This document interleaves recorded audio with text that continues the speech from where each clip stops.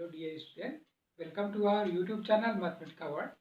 आज की इस वीडियो में हम लोग सैम्पल पेपर पे डिस्कस करेंगे फिजिक्स सब्जेक्ट के लिए।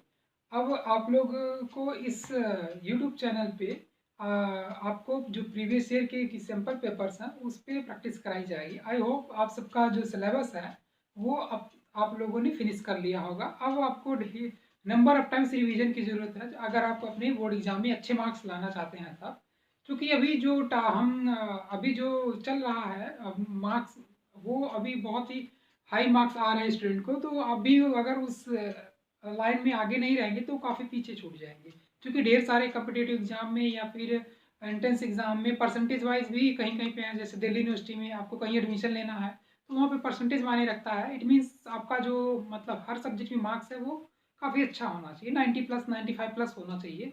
तो आप कोशिश करिए कि क्या कहते हैं मार्क्स आपके अच्छे आए, और उससे उसके लिए ढेर सारे प्रीवियस ईयर सैम्पल पेपर आप उसको सॉल्व करिए और फिर अपने जो आपका रिवीजन है उसको करिए। तो आइए हम लोग बात करते हैं अपने फिजिक्स सब्जेक्ट के लिए कुछ सैम्पल पेपर से हमने क्वेश्चंस लिए हैं और इसको वन बाय वन देखते हैं।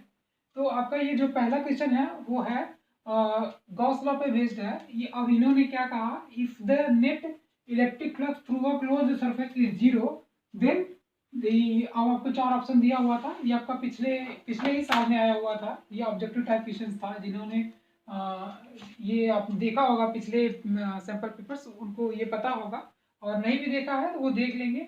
और तो यहाँ पे क्या है, if the net electric flux through a closed surface is zero then no net charge is enclosed by the surface, uniform electric field exists within the surface, electric potential varies from point to point inside the surface, charge is present inside the surface।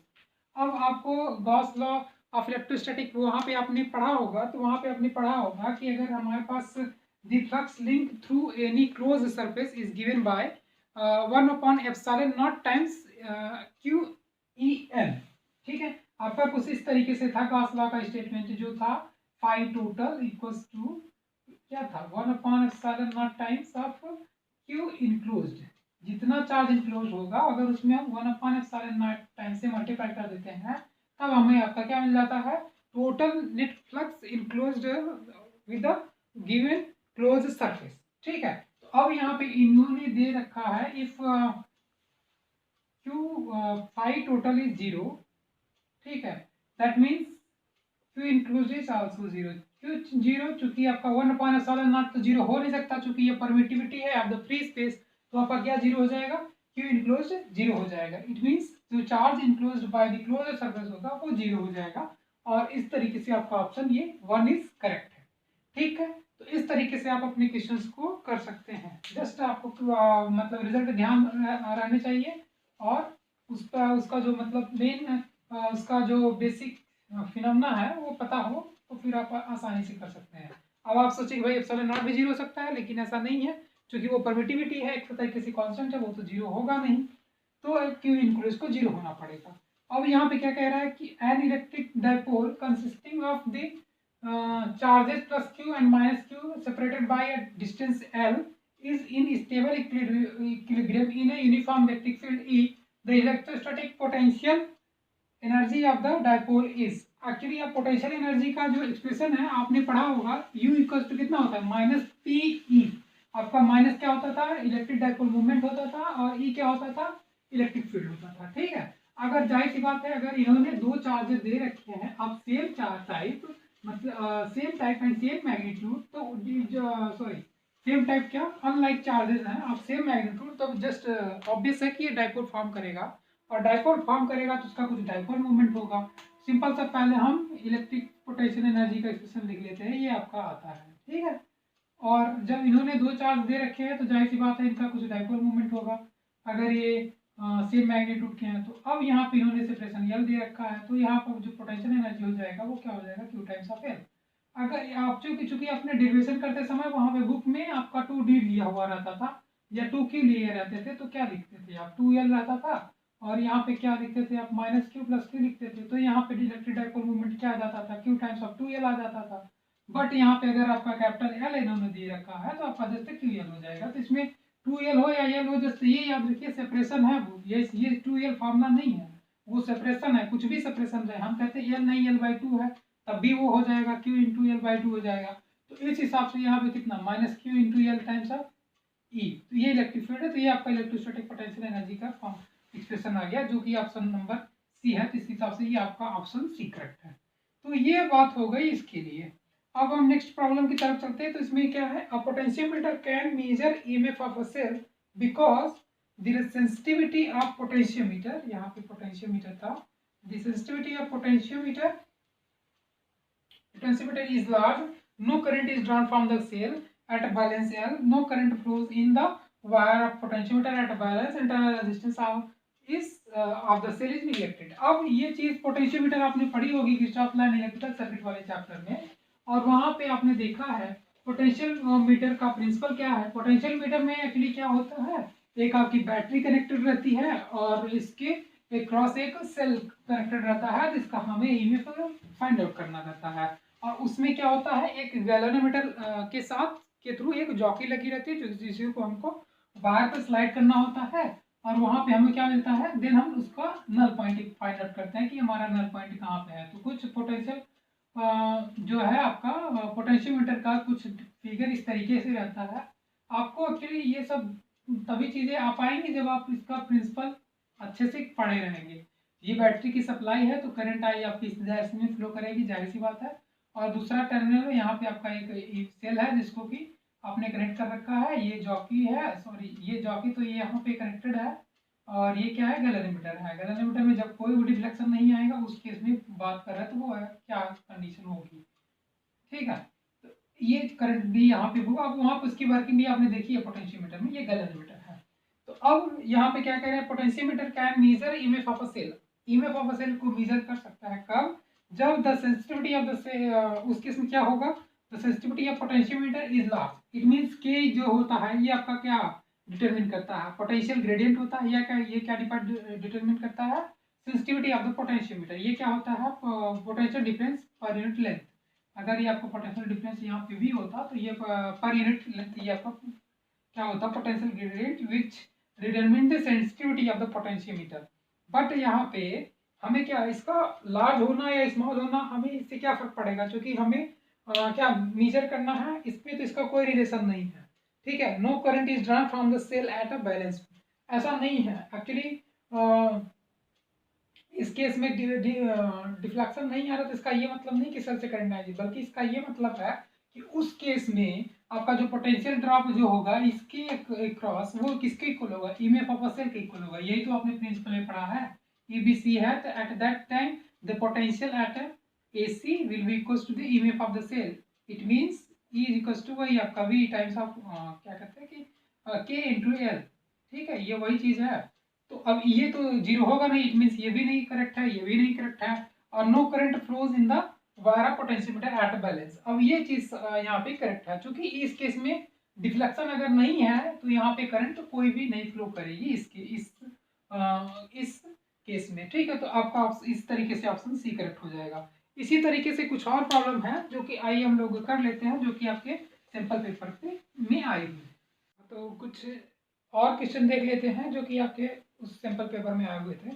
तो अब ये question था, power पे था, और two resistors R1 R2 of 4 ohm 6 ohm connected in parallel across a battery, the ratio of power dissipated in them P1:P2 will be. हाँ, अब एक ये चीज है, combination of resistors in series and parallel. आपने ये चीजें पढ़ी होगी किरचॉफ लॉ इलेक्ट्रिकल सर्किट में, और वहां पे ये चीज आपने देखी है। और एक चीज और आपको ध्यान होगा, जब रजिस्टर्स पैरेलल कनेक्टेड होते हैं तब उनके क्रॉस जो होता है पावर क्या कहते हैं कि आपका जो वो है पोटेंशियल है, वो पोटेंशियल ड्रॉप जो होता है वो सेम होता है। ये चीज आपको पता है, अगर रजिस्टर्स कनेक्टेड हैं पैरेलली तो उनके क्रॉस जो पोटेंशियल ड्रॉप होगा वो क्या होगा, सेम होगा, ठीक है। अब ये बात आप ध्यान रखिए रहिए। और पावर का जो फॉर्मूला होता है वो क्या होता है, सिंपल सा, P इक्वल्स टू VI, लेकिन V1 I1 कह देते हैं, ठीक है। बट अब आपका क्या है, I का तो यहाँ पर डिफरेंट, बट यहाँ पोटेंशियल क्या होगा, सेम होना है, ठीक है। अब यहाँ पे हमें जो मिला है, मतलब हमारे पास क्या है, रेजिस्टेंस की वैल्यू है ना, तो रेजिस्टेंस के टर्म में हम अपना ये एक्सप्रेशन लिख लेते हैं। P1 इक्वल्स टू कितना, V1 I1 होना चाहिए था और P2 इक्वल टू कितना होना चाहिए था, V2 I2 होना चाहिए था। बट यहाँ पे V2 क्या है, V ही रहेगा, क्यों रहेगा, क्योंकि पोटेंशियल सेम रहता है। लेकिन I2 I रहेगा, जो करंट तो डिफरेंट हो जाती है पैरेलल कॉम्बिनेशन में। बस आपको इतना सा ध्यान रखना है कि पैरेलल कॉम्बिनेशन में मतलब कि पोटेंशियल सेम रहता है, करंट डिफरेंट रहती है। तो यहाँ पे अब जो है ये V रहेगा, ये I1 रहेगा। अब V I1 को आप रिप्लेस कर सकते हैं with the V by R1 से। तो यहाँ पे V है ही है, यहाँ पे V बाई R1 हो गया, और यहाँ पे V है ही है, V बाई R2 हो गया। तो अब यहाँ पे इन दोनों का रेशियो देख लीजिए।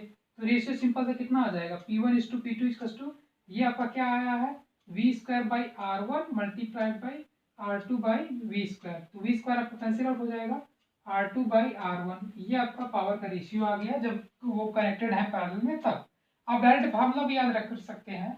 और यहाँ से क्या है, R2 बाई R1, तो R2 की वैल्यू कितनी है, 6 ओम है, और यहाँ पे कितना है, 4 ओम है। तो इसे आप डिवाइड करेंगे तो 2 3/2, तो ये आपका रेशियो आ जाएगा। ठीक है, तो ये सिंपल सी चीज़ है भाई। पावर अगर रेजिस्टर पैरेलल कॉम्बिनेशन में कनेक्टेड है तो उनके बीच क्रॉस जो पावर होगा, सॉरी पोटेंशियल ड्रॉप होगा, वो सेम होगा। तो पोटेंशियल ड्रॉप अगर सेम है तो फिर पावर निकालना है तो I1 को रिप्लेस कर दिया विद V बाई R1, चूंकि इससे क्रॉस करंट कितनी थी भाई, करंट अगर फ्लो कर रही, पोटेंशियल V है, रेजिस्टेंस R1 है, तो करंट कितनी होगी, V बाई R1। और यहाँ पे I2 है, रेजिस्टेंस R2 है, पोटेंशियल V है, तो करंट कितनी होगी, V बाई R2। तो सिंपल सी ये चीज़ है जो कि आपका 3/2 आ जाएगा। तो ये था आपका पावर वाला क्वेश्चन का आंसर। अब आगे चलते हैं, और आगे आपका है किस पे बेस्ड है, द मैग्नेटिक डायपोल मोमेंट। अच्छा, द मैग्नेटिक डायपोल मोमेंट आप current carrying coil does not depends on. अब मैग्नेटिक डायपोल मोमेंट का फॉर्मूला क्या होता है, ये आपका M equals to NIA, where N is number of turns, I is the current flowing in a coil and A is area cross section।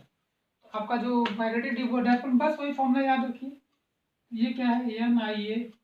तो अब ये तीनों चीजें दी हुई है साथ, द नंबर ऑफ टर्न्स इस पे तो डिपेंड करता है, अब the coil cross section area of the coil ये पे भी डिपेंड करता है, करंट फ्लोइंग इन द ये भी डिपेंड करता है, इस पे भी डिपेंड करेगा। बट जो मटेरियल है वो उस पर नहीं डिपेंड करेगा, बस जस्ट उसके भाई कितनी करंट फ्लो कर रही है और कितना एरिया क्रॉस सेक्शन है किसके, आपका कॉइल का, और देन उस पर डिपेंड करेगा, बाकी इस चीज़ों पे नहीं। तो ये सिंपल सी चीज़ थी जो कि आप यहाँ पे कर पा रहे हैं। और आगे जो क्वेश्चन आया हुआ है वो डिस्पर्सन पे आया हुआ है। ऑप्टिक्स में आपने पढ़ा हुआ है कि भाई किस तरीके से डेविएशन होता है। एक्चुअली होता क्या है, जब आपका मोनोक्रोमेटिक लाइट है वो किसी वाइट, मोनोक्रोमेटिक नहीं वाइट लाइट का है, मोनोक्रोमेटिक का मतलब तो सिंगल वेवलेंथ से हो गया। लेकिन अगर वाइट लाइट अगर आपको पता है कि प्रिज्म पे पड़ती है तो वो उसके बाद वहां से डिस्पर्स होकर के 7 कलर में डिस्ट्रीब्यूट हो जाया करती है। आपका कुछ प्रिज्म का इस तरीके से आता है, नॉर्मल रहता है तो ये डेंसर की तरफ मुड़ जाती है, तो यूं आता है, कुछ यूं है, तो फिर उसके बाद यूं। अगर ये भाई वाइट लाइट है तो किस मतलब आपको पता है कि ये ज़्यादा उधर दिखा दिया, ये ऐसा नहीं होगा। तो ये 7 कलर में डिस्ट्रीब्यूट हो जाती है इस तरीके से 7। चलिए, और इसका जो ऑर्डर होता है वो इस तरीके से होता है, विब ग्योर ऐसे लिख लेते हैं। अब आप मैक्सिमम मिनिमम डेविएशन के लिए ये आप याद रख सकते हैं, विब ग्योर का जो पैटर्न है। बस ध्यान ये रखना है कि हम डाउन टू अप की तरफ जाएंगे, तो यहाँ पे जो एक्चुअली डेविएशन होता क्या है, अब इसकी रे को कहाँ चला जाना था, सीधे चले जाना था, बट क्या कर गई, ये अपने पाथ से डेविएट कर गई। तो अब रेड वाली कितना करेगी, इतना कर जाएगी, इसे डेल्टा आर कहेंगे। और उसके बाद ऑरेंज वाली कर जाएगी, डेल्टा ओ कह देंगे। फिर उसके बाद येलो वाली कर जाएगी, ये सब रहेगा। तो कभी कभी आपको अगर ऑर्डर भी पूछे तो आप ये चीज याद रखिए, सबसे कम ये होगा, फिर डेल्टा ओ होगा, फिर डेल्टा वाई होगा, फिर डेल्टा जी होगा, फिर and so one up to कहाँ तक मैक्सिमम डेविएशन किसका होगा, पायलट का होगा। ये डेल्टा क्या रिप्रेजेंट करता है, डेविएशन किसके लिए, डेविएशन, ठीक है, विपथन।